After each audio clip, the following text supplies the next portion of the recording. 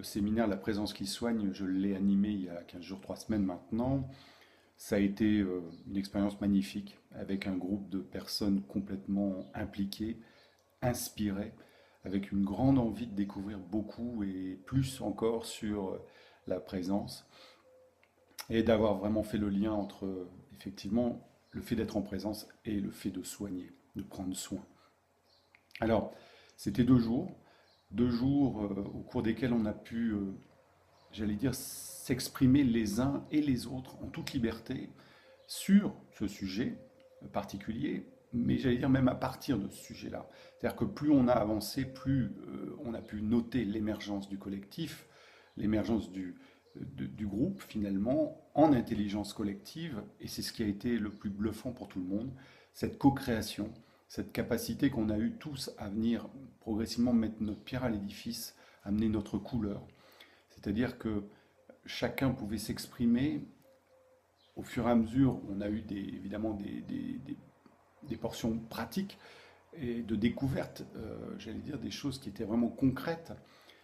qui permettaient justement dans un premier temps, dans la première journée, de revenir à soi, de découvrir ce que ça veut dire que d'être présent finalement, d'être présent à soi,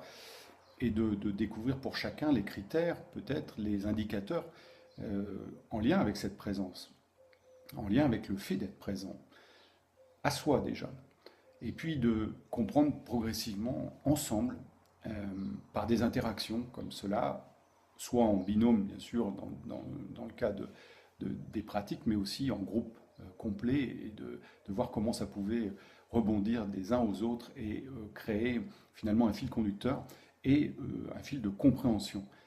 des différentes choses en regard en fait finalement de l'expérience des autres. On arrivait chacun à prendre pour soi des éléments qui venaient renforcer la compréhension qu'on pouvait avoir individuellement. Donc ça a été vraiment très puissant dans ce sens-là et très encourageant, très enthousiasmant.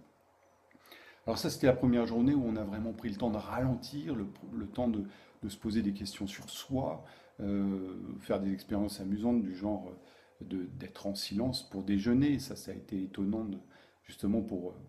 pouvoir noter certaines choses en chacun d'entre nous. Donc de bousculer un peu les habitudes et puis aussi de se poser des questions sur par exemple les croyances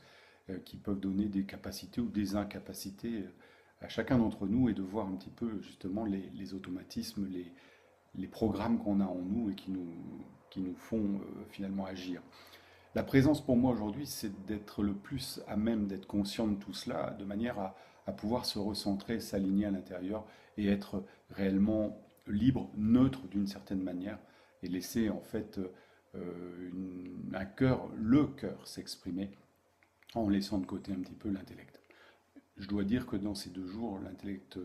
en général a été vraiment, non pas mis sur la touche, parce qu'il était bien présent, mais il était au service de ce beau processus collectif, et non plus nous au service de nos mentales, si je peux dire au pluriel, euh, et donc un peu prisonnier de tout ça. Alors la deuxième journée, ça a été axé sur justement une fois qu'on est capable d'être présent à soi, comment on fait pour rester présent à soi et venir en relation à l'autre. On a vu que c'était bien au-delà de la relation thérapeutique. Ici, c'était un séminaire donné pour la Société des ostéopathes du Nord, donc très spécifique en termes pour des thérapeutes, mais en fait, on a vraiment vu que c'était pour aller en relation à l'autre, donc de manière très générale la relation humaine, mais je pense qu'au-delà, si on réfléchit bien, on a vu aussi qu'il s'agissait d'être en relation avec l'univers, avec le monde. Donc dans cette deuxième journée, il y a eu à nouveau un passage par certaines pratiques en lien avec une hypnose humaniste, en lien avec ma propre pratique ostéopathique, en direct, en live, et le groupe a pu ressentir énormément de choses de par simplement cette pratique et cette observation. Et puis on a pu débriefer et comprendre à nouveau énormément de choses. Voilà, je pense que c'est un séminaire qui, maintenant je peux le dire puisque je l'ai expérimenté, qui tient vraiment la route, qui est puissant pour les participants. C'est-à-dire que dans les retours, depuis 15 jours, 3 semaines, on a un groupe je dirais, en réseau social avec tous les participants et on reste en contact et ils sont vraiment étonnés de rester aussi profondément ancrés sur les découvertes qu'ils ont faites pendant les 2 jours et de vraiment de dire qu'il y a un avant et un après ce séminaire dans leur pratique mais aussi dans leur relation au monde. Donc évidemment d'entendre ça, ça renforce, ça donne envie d'aller plus loin et donc j'ai déjà prévu avec la sonde donc de euh, redonner ces séminaires